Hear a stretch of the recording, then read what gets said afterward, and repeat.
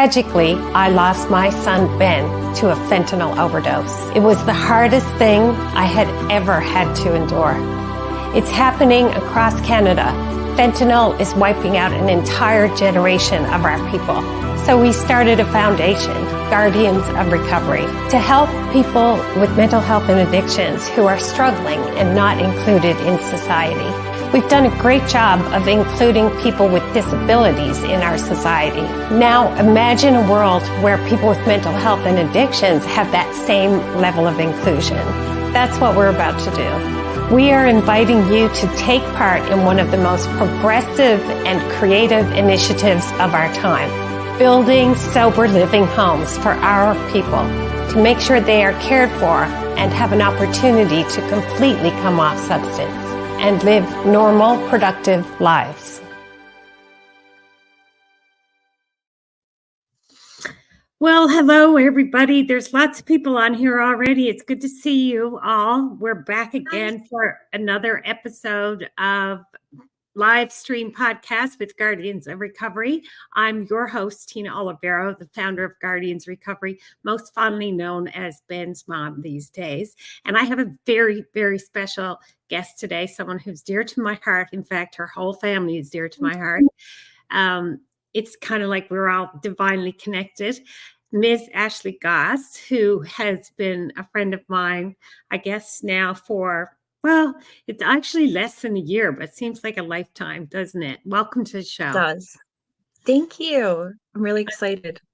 Yeah. So tonight's conversation, we invite all of you to ask questions, all of our viewers to send in your comments. We will post your comments. We love to hear, what your thoughts are as we go through this chat, this journey, where Ashley is going to share some amazing insights into her journey with addiction and her processes, her challenges that led her to where she is today, which is a very, very inspiring place, which we can't wait to tell you all about. But let's start, Ashley, with where you and I actually first met. So we first met in person at the rally, Confederation Building, is when I first met you in person. I think we had chatted a couple of times on Facebook, but that's where we had our real first meeting. Mm-hmm. And the rally at Confederation Building was a lot of families and parents who had addicted loved ones, who were frustrated, who couldn't get help, who were trying to get change with the system. So we had a huge rally of 100 or so people on the front steps of Confederation Building in August, I guess it was. And that's where I met your family, you, your mom, and my special young one, Kinsley. Kinsley, if you're out there, hi. I hope she's watching. This bracelet actually was made for me by Kinsley when Ben died. It says Ben on it, and I wear it every day. She is the sweetest. She is, yeah. And it was a special moment for Kinsley and I when we met, because she, we both had very similar, I guess, broken hearts, if you will. Kinsley's mom, your sister, is still in active addiction and, out there in the elements, and often we're wondering how she's doing. And I lost Ben. So Kinsley and I became immediately connected. It was a cosmic thing for sure. And I'm sure we'll be connected for the rest of our lives. So lots of comments here. Everybody's shown up. Hi, ladies. Hi, Ashley. Good job, girl. Oh, I can't see the comments, but hi. Hi, ladies. See all the comments coming in down there? They're streaming in, watching. You got this. Hi, ladies. So proud of you. So there we go. So everybody's here. All your friends, all your fans. You got lots of fans on here today. I got a fan club. You do, for good reason too. And so that period of time when we had the rally, it was very important piece of, our history, really, in that, we are sitting in the midst of a drug crisis. The number one cause of death in Canada in our youth, ages 10 to 19, is illicit drugs. That is a staggering figure for people who have young children who know that they are growing up in this society, and who are just like worried about the future. And they should be worried about the Scary. future. Yeah, because what we're living in, I could never, ever have imagined in my wildest dreams that I was going to bring up children in this illicit drug crisis. And yeah, it's a scary time. Very. Yeah. So, what I'd love to do is, oh, we have Mama is here. Love you both. Oh, mama's here. Hi, Nat. I have the best mom in the world. You do have the best mom in the world, I and do. she's such a hard worker, and she's an angel on the planet. She's amazing. Ashley's family around the bay are here watching. We love her. Cousin Paul, Annette, all of them. Hi, everyone. So we're going to start tonight by going back into your earliest memories of when you started to dabble into drugs, and how all that started. What was the first? What was your first sort of earliest memories of all of that? Uh, so I think like everybody else, I started off smoking weed, Mhm. which I wasn't a big fan of. But everybody's doing it. And then it went to like ADHD medication. Right. And from there, I think I was maybe 18 the first time that um I had cocaine. Okay. So your ADHD meds, how tell us about that. What was that like for you? Did it work for you? Did you think it was the right thing to do? Did you what So I actually wasn't prescribed ADHD medication. I okay. was buying them from other people, um, and snorting the Ritalin, basically, Okay. and it would just help me just get through the day. It was that energy that I needed Mhm, to get going and to even go to work, you know? mm. Yeah. So that's what started. Uh-huh. So that was around sorry, what I'm gonna age? say 16, 17, and 16. then 18, I discovered there was something stronger than Ritalin, and of course, that was cocaine. So Mhm. that was my go-to daily use. I'd get up in the morning, um, I'd have a line, I'd get ready for work, I would send my oldest boy off to school. Um, I had him when I was 20, so this was like an ongoing thing for Mhm. years, cocaine, until I then discovered that there's other ways of doing it, which of course was when I started smoking crack. Right. Okay. So in the midst of all of this, you're, doing cocaine, you're using it to get through the day. It's providing you, what was it providing you with? I think it gives you this not only the burst of energy that I was I thought I was needing, I thought that I was lacking, but I think it actually gives you a confidence boost. I was more talkative, I was more social. Um, I felt better about myself when I was using. Mhm. Yeah, I hear that so often. A lot of people say, gave me confidence. I felt more normal. Yes. I felt more like Yep. myself. I was more integrated. I connected with people better. Yeah, some people say it's like the love potion. You just connect with everybody and fall in love with everyone in Yes. the world. Yeah, Yeah. that's pretty close, yeah. You can understand why it's an attractive thing to do, why people would want to do it. You can see its appeal. I mean, it's Yeah. it's got an appeal for a reason. People who are wanting to connect and wanting to feel that level of confidence, um, you know, are gonna be very much attracted to that. Charmaine Definitely. Anstey says, I was going to ask if you had ADHD or ADD and on Ritalin, but you already told us that. Thanks. Okay. I do. I do have ADHD. I am diagnosed ADHD along with a couple of other things. Um, but I am medicated properly these days. I'm not self-medicating anymore. Mhm. Um, I'm using everything as I should be. Right. Gotcha, gotcha. Well, first and foremost, I want to say how courageous it is to actually speak up and talk about drug use, because a lot of the people won't, haven't done that and haven't had the confidence to do that. We're trying to kind of dispel all of that and take the shame and the guilt out of it. Addiction thrives in the dark. So we are shining the light on drug use and addiction and where it ends up. Because it's an education process. It's an education Yeah. process for our kids. It's an education process for, people who just think they're going to dabble in it and try it. It's an education for a lot of people who've never used drugs at all, Yeah. to kind of sort of get the reality and the truth of what's happening out into the open. So thanks for being Yeah. courageous. Oh, Just a few. no. I'm so proud of you, Ashley. Let's see. Thank you. Yes, you are amazing to share. We need this in schools. Indeed, we do. Ashley, Oh. Chantal, I love doing life with you. Oh. Awesome. You got lots of love there. I love it. Love it, love it. I feel like a lot of people are embarrassed, to tell their stories, and it's definitely not anything to be embarrassed about. It is so much more common than people realize.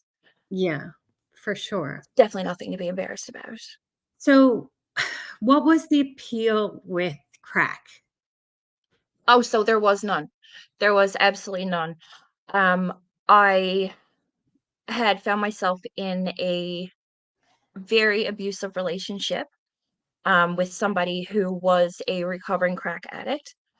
Um, he slipped up, and I sort of stumbled upon him, using, and I was curious. I stood there and I was like, "What is this? What are you doing? Like, what does that make you feel like?" Mhm, And I remember him saying, "Do you wanna try it?" And I was like, "No, because I'm terrified that something is going to make me sick." That's, like, my biggest fear is being sick. And he said, "Would I give you anything to hurt you? Don't you trust me?" mhm, And then that was sort of it. It just spiraled from there. I'd wake up in the morning and he would be there with it ready for me. Open my eyes and I've got my first hoot of the morning and that's how I started off the day. mhm. Yeah. Okay, so you start doing crack, and then what happens to the fabric of your life? Like, how does it all unfold? It happened really quickly. Um, I don't have an explanation for why or how it happened so quickly. It's just sort of like one minute I thought I was doing okay. Um, I was still cleaning my house. I was taking care of my children. I was paying my bills on time. We had takeout every Friday. Nobody was like needing for anything. I thought I had it under control, until I didn't. And Mhm, I thought that nobody realized what I was doing, which was, now that I look at it, completely foolish because I kept away from my friends. I lost a lot of friends. I made what I thought were new friends. They weren't new friends. They were just other addicts. Um, but I hid away from my family and I just sort of shut out everybody. And I was really isolated. Like it was just me and him, of course, and the children. And like they were still being taken care of and things like that. But it was just, you feel a lot of guilt. Like hearing the birds chirp in the morning was the worst feeling in the world for me because when you're up all night and then you step outside and the sun is coming up and you hear the birds chirping, usually that makes people happy. No, that's when you realized I ruined this whole day. This whole day now is a write off. So mhm. birds chirping in the morning was like that was that was so disappointing to me. Yeah, because you're basically you're taking tomorrow to deal with for today. You're stealing tomorrow Exactly. from yourself. Yeah. Okay, one Facebook user says, I'm a mama of an ADHD 9-year-old boy who is medicated for not being motor driven, but he can't concentrate. And it scares me to know that the world that they have to grow up in. Indeed, we can only wish and hope for the best they stay on the right path. Sadly, when they are out of sight and out of mind, it's out of our hands. That's so true. And that's what a lot of parents are scared of. Watching. Another person says, I don't mind telling my story because I can help even one people. It's worth telling. Yes, and that brings me to the point that Guardians of Recovery live stream podcast is for the people on the Guardians of Recovery group on Facebook and people who are a part of our group. So if you do have a story to tell, please let us know. There'll be an address at the end, or you can go to our website on the bottom. A lot of highs. Hi, yes. The strength and courage you have to speak of these hard struggles in your life, it shows we are not alone and recover, but not in silence. We recover out loud, and I'm so proud of you. Nonstop. There's nonstop notes here. Shauna Wadland. I'm in tears here because this sounds so familiar to my life. Yeah. Oh, I love Shauna. And you're an inspiration, Ashley, my two beauties. There, someone says. Okay, so this is, such an important place where we are right now, because you're kind of in that vortex of time when you're doing something that now you're starting to feel regrets about, and it happened really fast. Oh, When you say really fast, like what time frame are we talking about? it seemed really fast to me, but it was probably over the course of 2 years.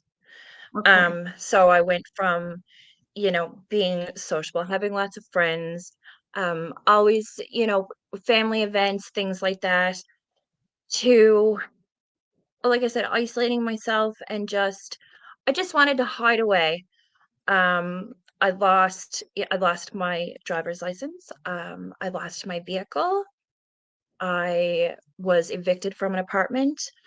Um, like everything just sort of fell apart really quickly, and I I couldn't I couldn't figure out how to put everything back together. And it wasn't until there was an incident in the relationship that landed me in Iris Kirby House with my children, that I realized, you know what, this doesn't make sense for me to do. Hmm. Um, I took everything that I had, my pipes, can things like that, all of my, paraphernalia, put it in a garbage bag. I wouldn't even put it in my own garbage. I walked across the road and put it in the neighbor's garbage because I was like, that's it, I'm done. I'm not going to take anything out of the garbage. I'm completely done. And that was October 19th, 2019. And that was it. I have not touched it since.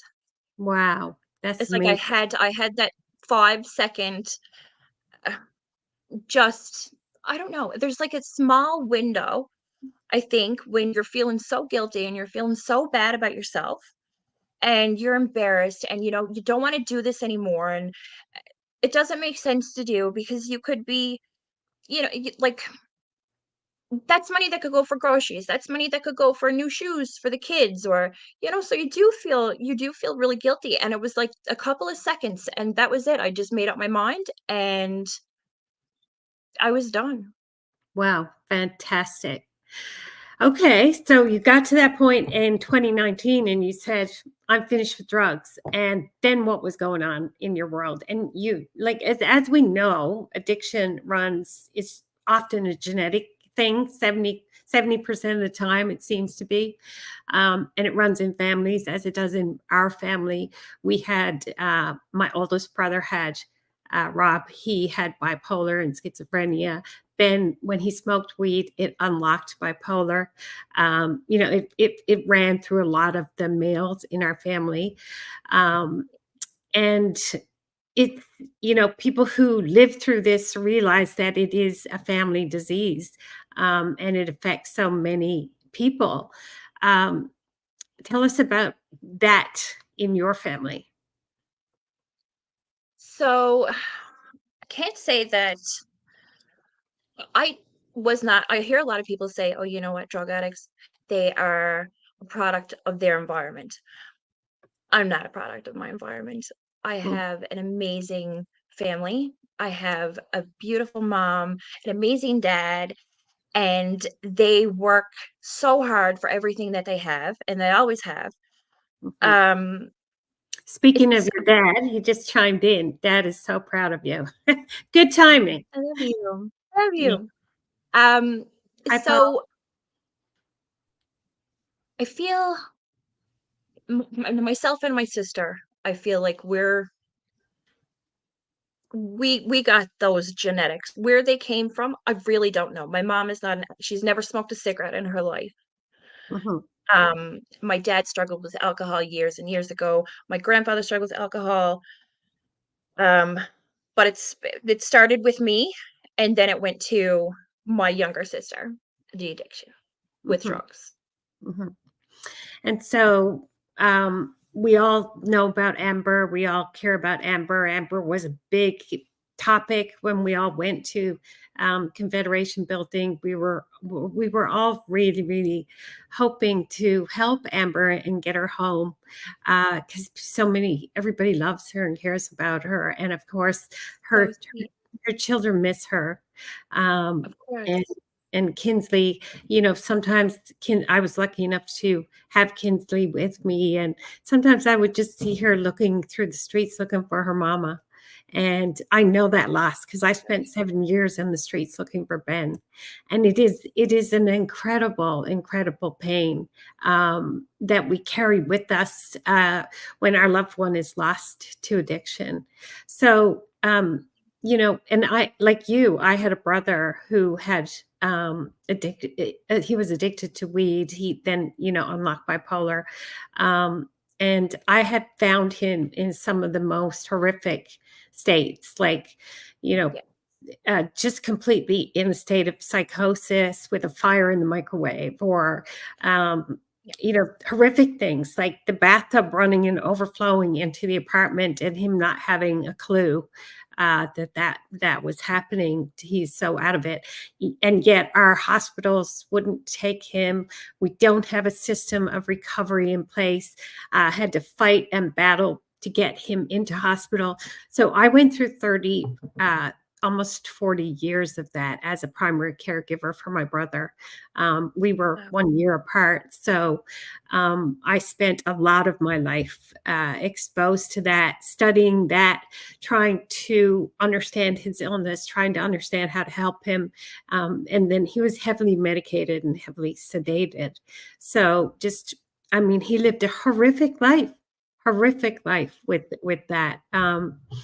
And I would never ever want to wish that on anyone. These are very severe, severe illnesses. Absolutely. Hmm.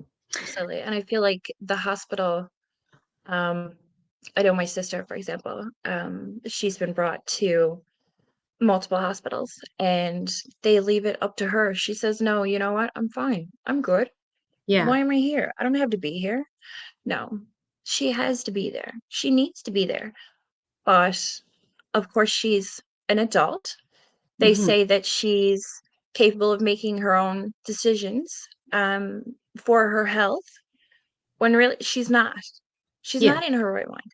No, she's not. And I think that's a big, big part of the society that is letting down people with mental health and addictions, is that they're giving them the capacity to make their own decisions. But in reality, it's the same thing as giving someone with dementia or, um, you know, someone in Yeah. active psychosis, the same thing, because the frontal cortex of the brain is hijacked. There's no cause and effect. They can't see that they're sick. They have anosognosia. They have drug induced anosognosia, and they really can't put two and two together.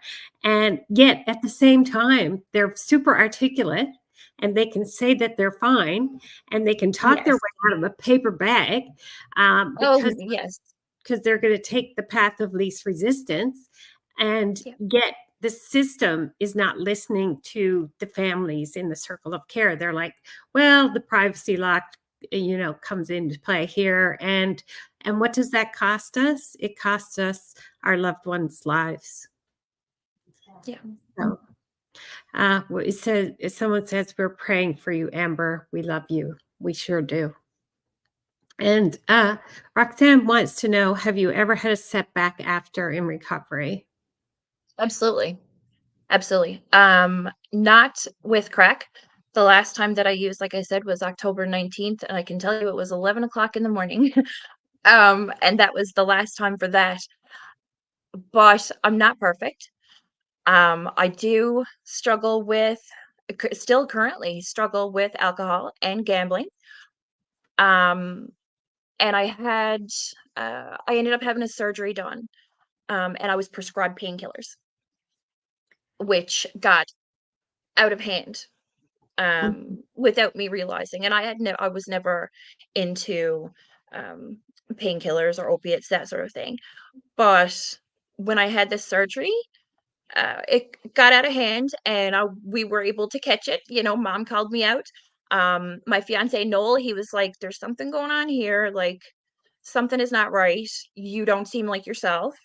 And of course, I didn't see it. I was like, "No, I'm fine. I'm prescribed these medication. Like, I'm using them how I should be," but I wasn't. So that was a couple of months, and I was able to rein it back in. But like I said, I'm absolutely not perfect. I didn't go back to crack.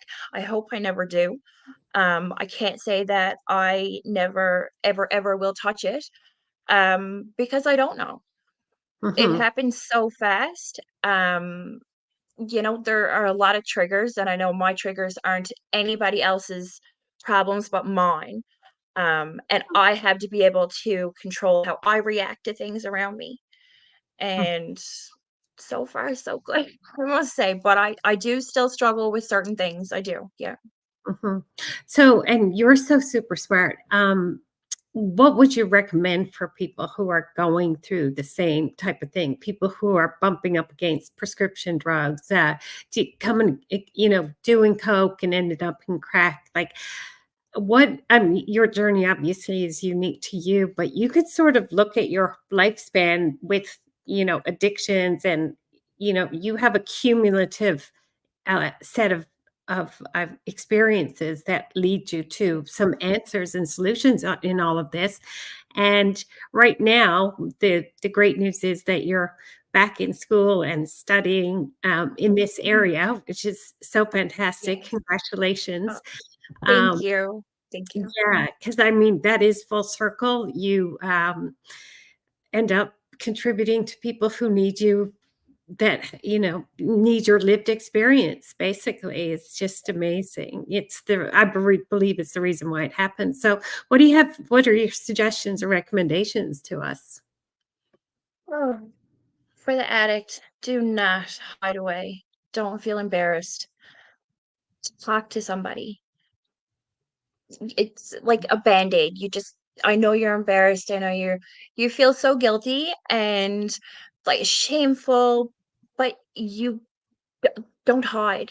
That was my worst thing that I could have done, was hide away from my family and not let them know that I was struggling. Now, of course, they knew that I was struggling. But if mom showed up at my house, they'd be like, "No, I'm fine. Go, like, why are you here? You're trying to bother me." But she knew. She knew I was struggling.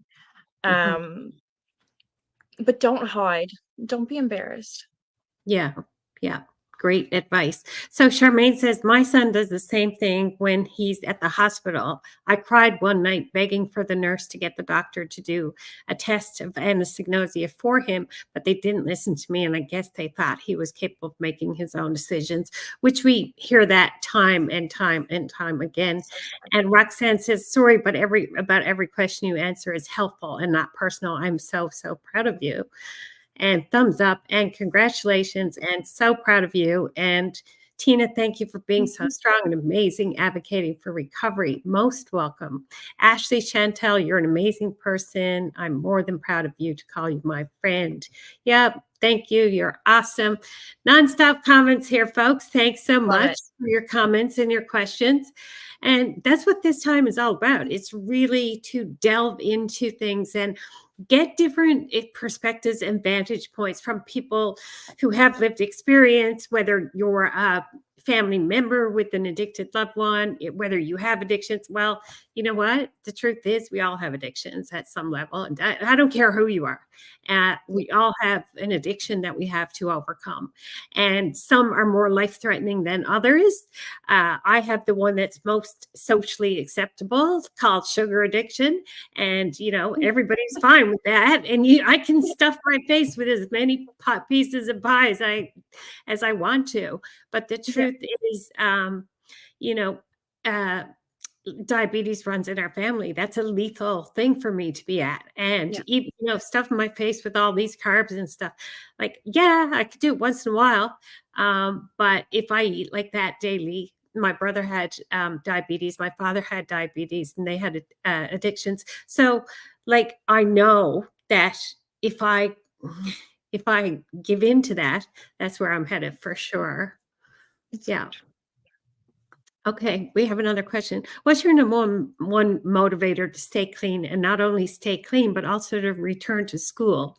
Do you also feel that you have hit rock bottom to see the light? By the way, I admire and love you. uh-huh. Thank you. Nice. I love you too. Um,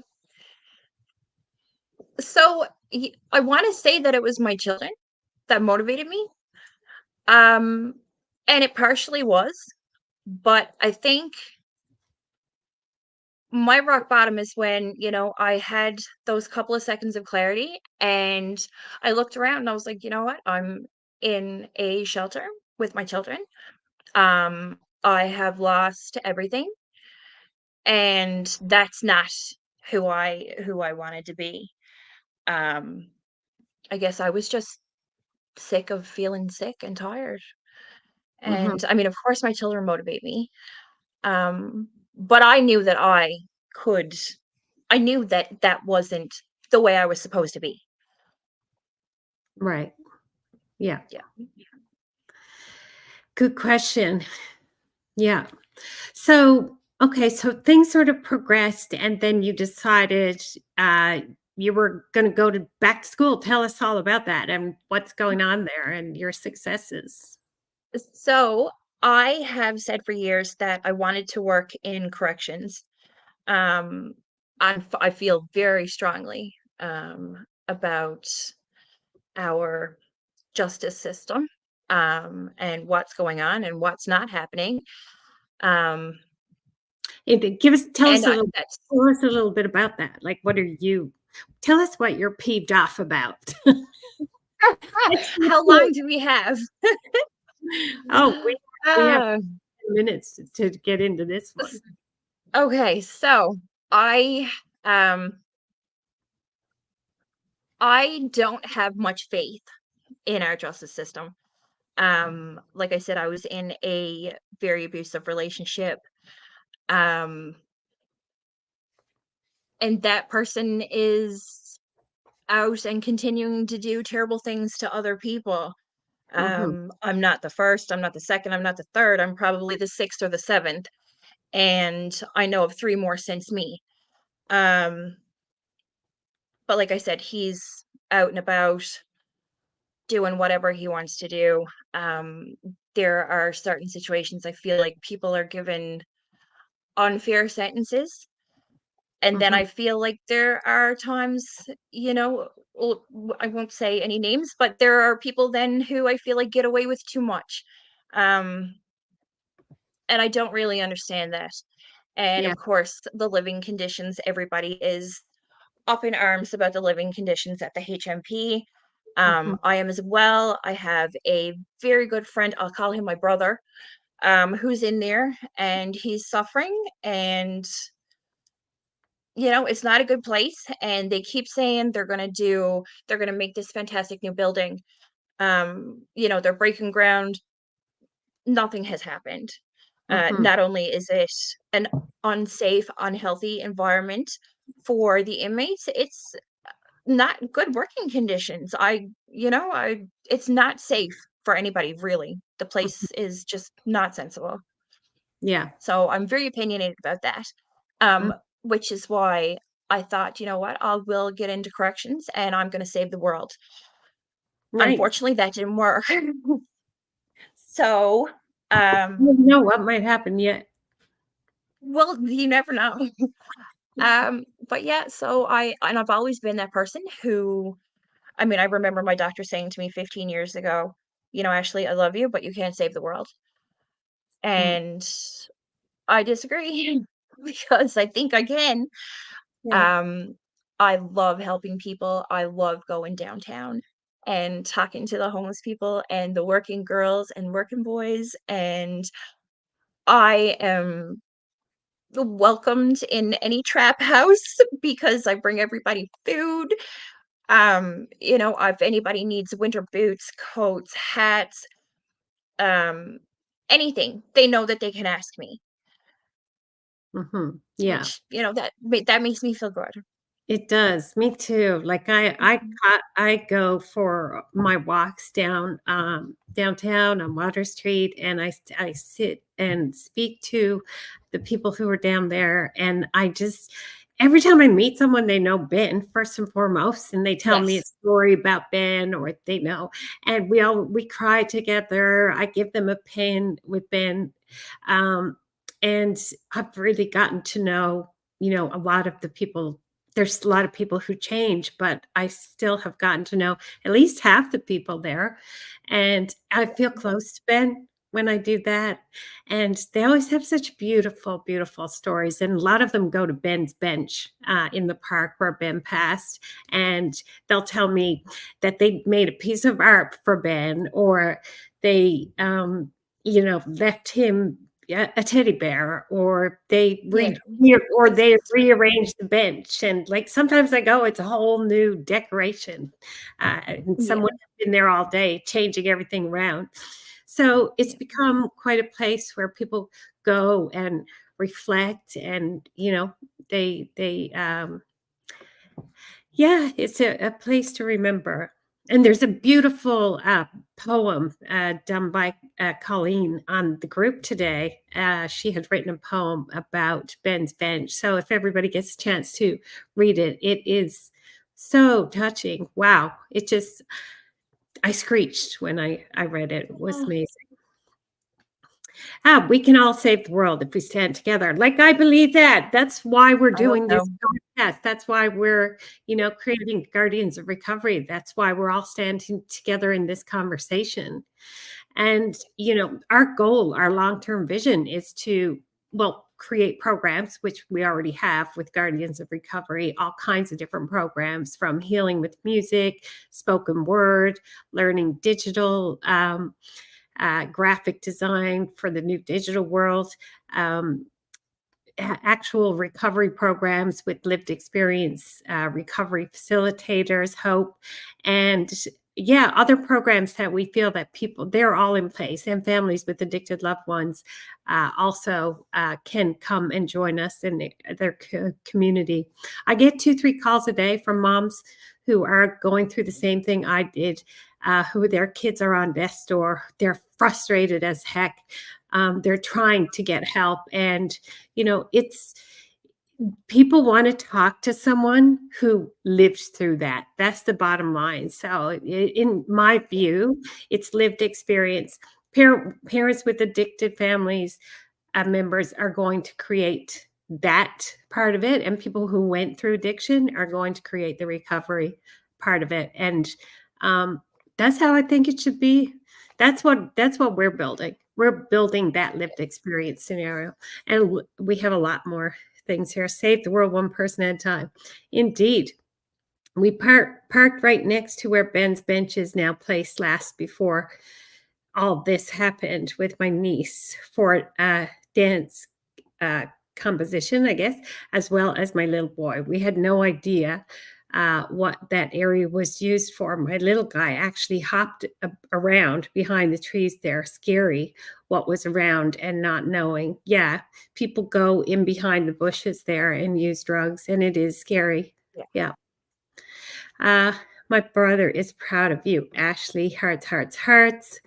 My son is in Her Majesty's Penitentiary. So sad to be somewhere where there's no help or outlook to get better. I support him as much as I can on the outside. And I think that it is super, super sad. I have heard some good news that they do have a 12-step program in there, and there are 8 people in it.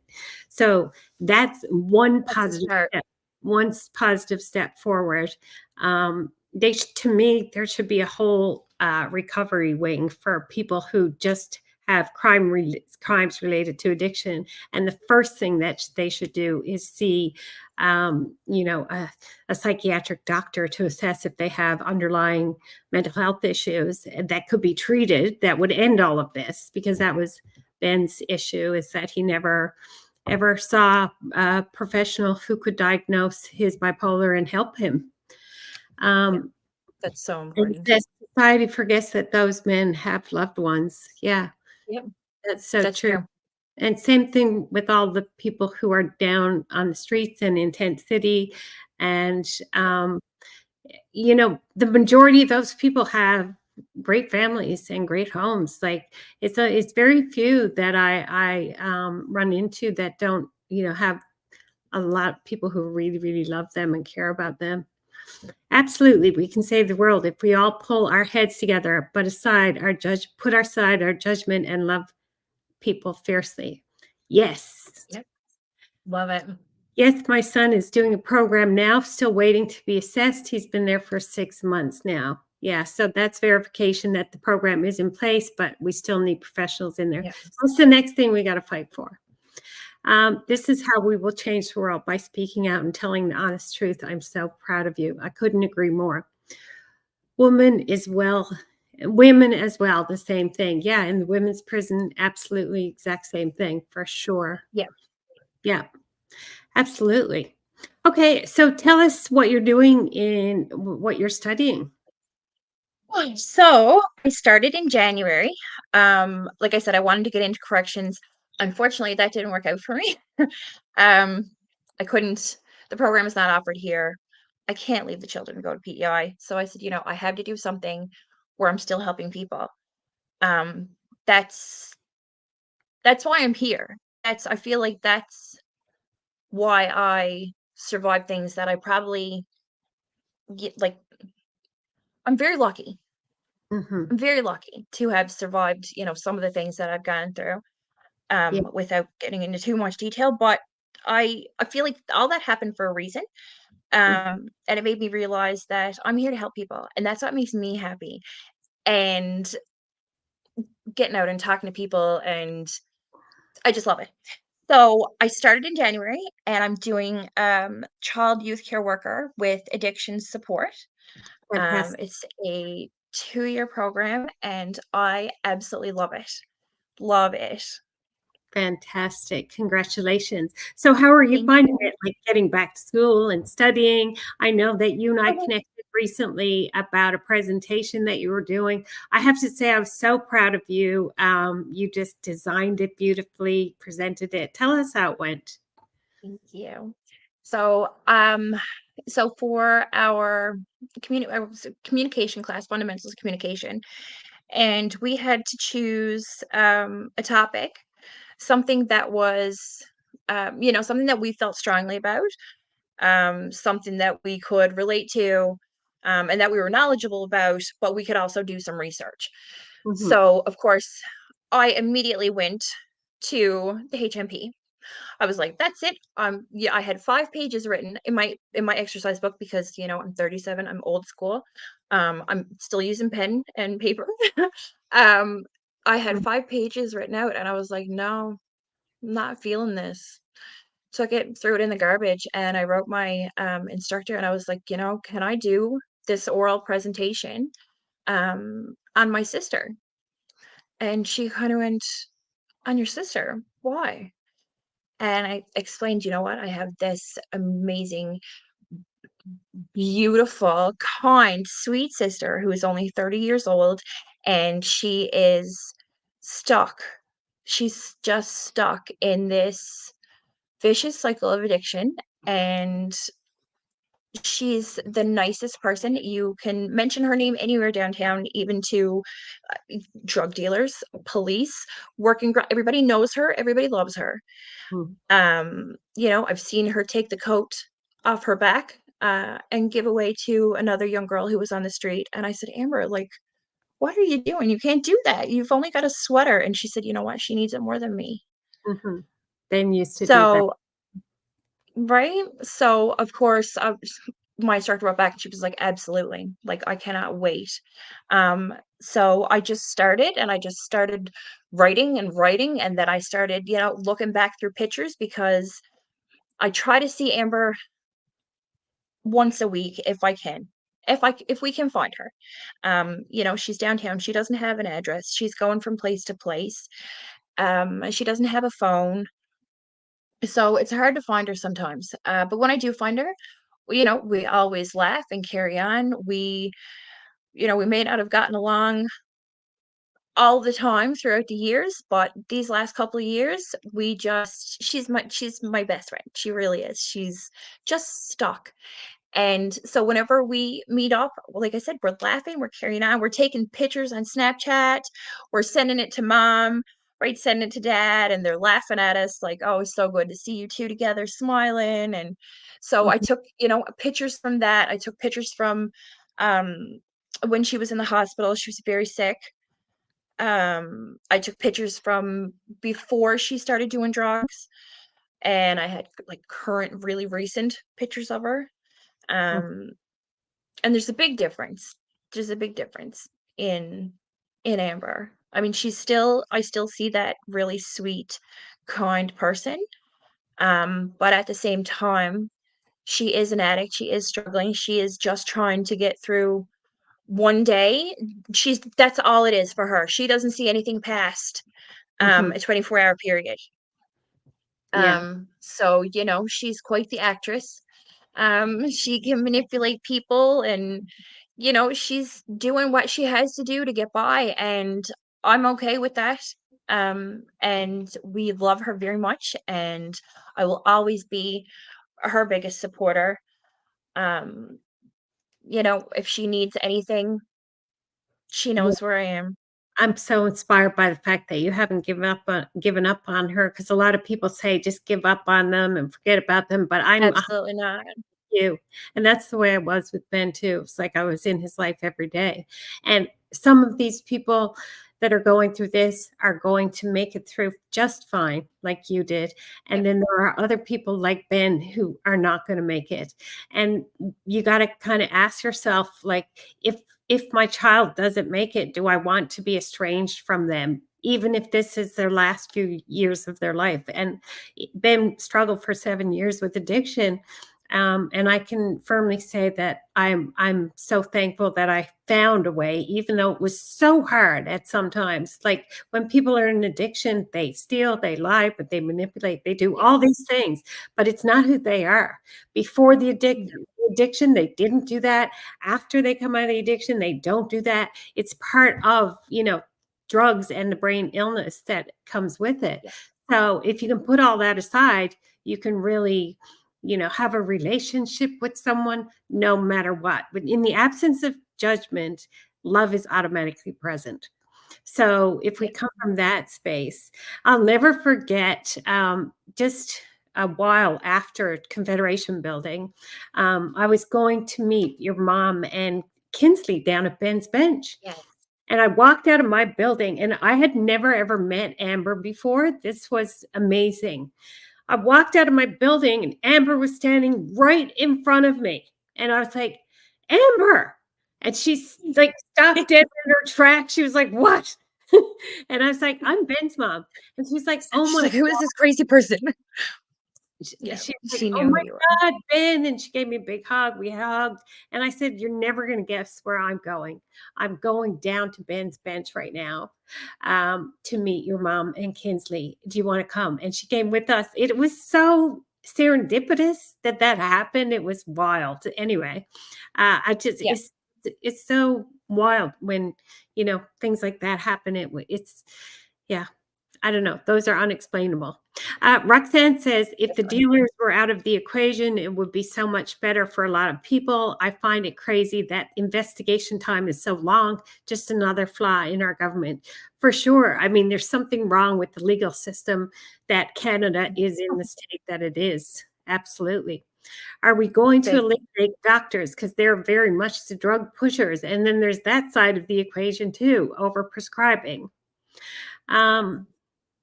They have to take out the supplies to get rid of the dealers.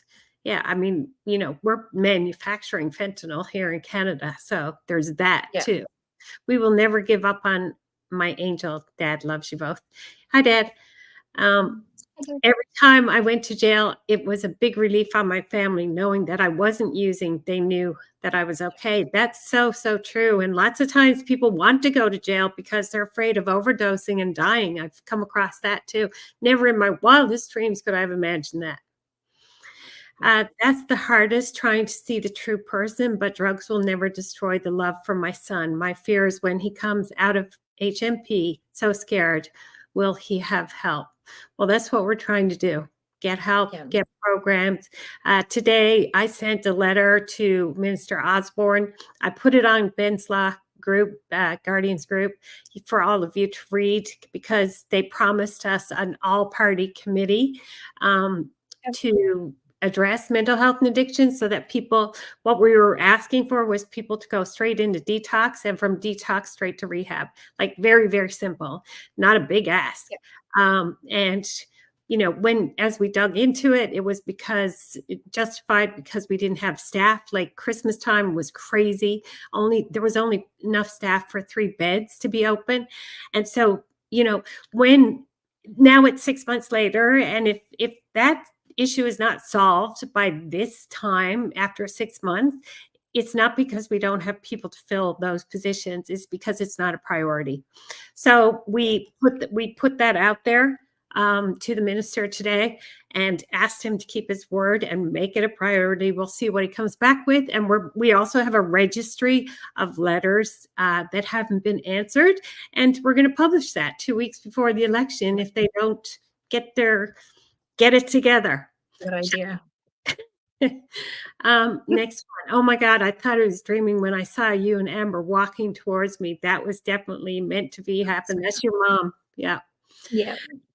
Paul Gosse, you and Annette are simply amazing. Are they ever? Both Ashley and more so Amber have amazing angels looking over them. I'm sure they are so proud of you and looking out for beautiful Amber. Indeed. Getting pregnant on my son was the day I cracked off the needles. Wow, that's powerful.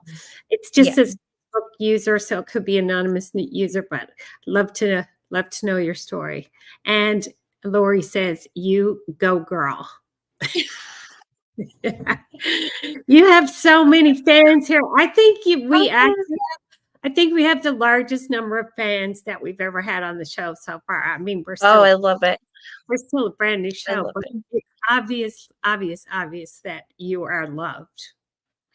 Well, I tend to make a lot of noise when I feel strongly about something. I'm not afraid to speak out. Sure, some people see me on my Facebook Live, at one of the shelters, and I waited politely and mannerly for the police to come, and they were like, "Good for you. We were watching you at the station." I was like, "This is awesome." I know that I'm not doing anything wrong, and I make a lot of noise, and I draw attention to myself, and maybe it wasn't always a good thing, but it's a good thing now. It is a good thing, because it's a very courageous person that can call out the truth and the injustices right before us. If more people did that instead of looking away, we wouldn't have people nodding off on the streets and dying without anybody even knowing. To me, for the life of me, I cannot get over. I went to Calgary there a couple of months after Ben died, and I was going down the street, and there was 4 people just passed out, like nodded off, and I was like, "Oh my God, are they overdosing?" Everybody kept walking past, and I was like, Nobody noticed. I can't, in good conscience, walk past these people Mhm. not knowing if one of those 4 people are going to die right now. So I call, 911 and ambulances and fire trucks and everything come. Yep. It's like, I don't give 2 hoots. Someone needs to check on these people. And Yeah. the reason why all of this is happening in our country is because people are looking away. And it's courageous people like you who are standing up and speaking up. And it's, you have your Robin Hood cape too, because you care about the underdog and the people who are not cared for. And you love being with the people on the street. So to me, that's what it's all I love about. them. Yeah, it's I actually love them. I love them all, and I love that people aren't afraid to come up to me and, um, tell me things. People aren't afraid to tell me their story. They're like, "Hey, I know you. You're Amber's sister. Hey, yeah. you brought us pizza, or you gave us Halloween treats on Halloween," and so people recognize me as Amber's sister. I've now become Amber's sister. They might not know my name, Yeah, but, that's me. if they see me, they're like, "Hey, you're Ben's Amber's sister." mom. Yeah, you're Amber's sister and I'm Ben's mom. That's funny how that Yeah, happens, isn't it? yeah, and You have I'm okay with that.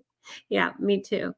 Good on you. Shout out. We need people like you. Exactly, we do. Stand up and not just, us, but all of us. Like every single one of us has a part to play in where we see injustices. So write a letter, take an action.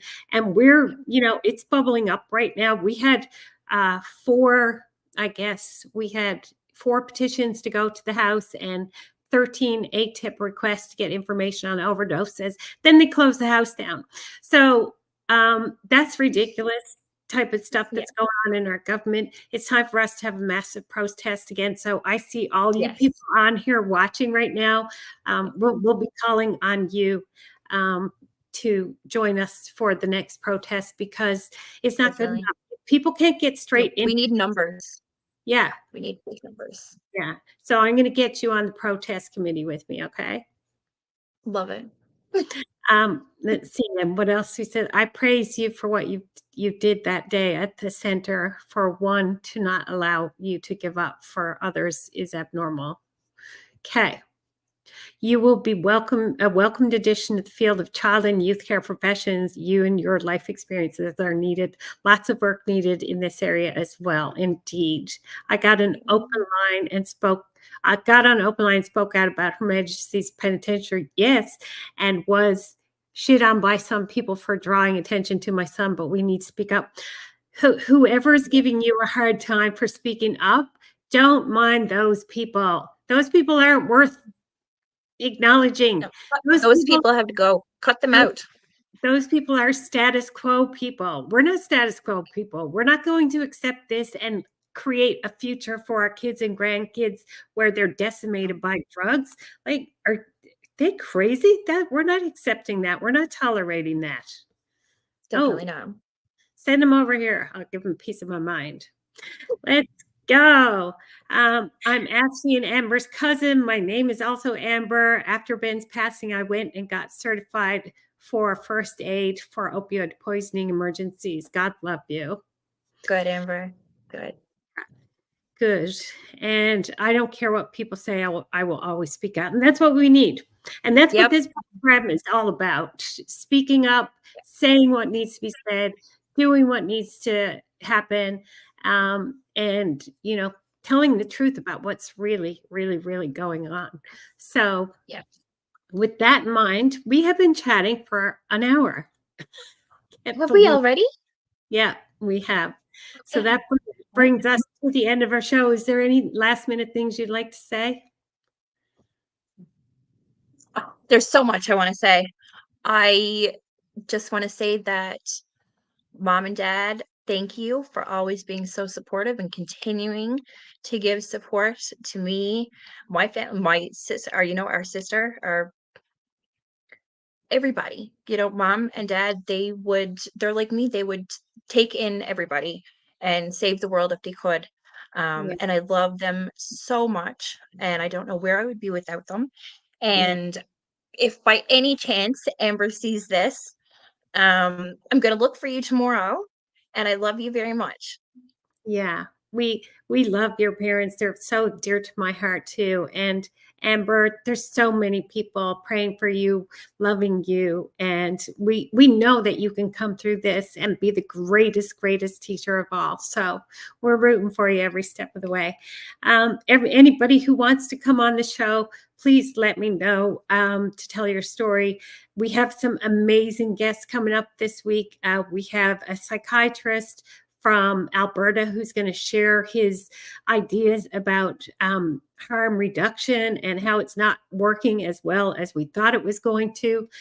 We have also a professor from Leeds University in the UK who's going to talk to us about inclusive living cities and how to architect inclusive cities. So for people with mental health and addictions. And we've got all kinds of other guests coming up. So it's an exciting time. It's an exciting show. And we look forward to taking addiction out of the dark and really making a difference with this conversation. So thanks for tuning in. Send in your ideas. Let us know if you are interested in participating, and we shall talk to you soon. Over and out, everyone. Thank you, Tina. Yes, Bye. most welcome. Tragically, I lost my son, Ben, to a fentanyl overdose. It was the hardest thing I had ever had to endure. It's happening across Canada. Fentanyl is wiping out an entire generation of our people. So we started a foundation, Guardians of Recovery, to help people with mental health and addictions who are struggling and not included in society. We've done a great job of including people with disabilities in our society. Now imagine a world where people with mental health and addictions have that same level of inclusion. That's what we're about to do. We are inviting you to take part in one of the most progressive and creative initiatives of our time, building sober living homes for our people to make sure they are cared for and have an opportunity to completely come off substance and live normal, productive lives.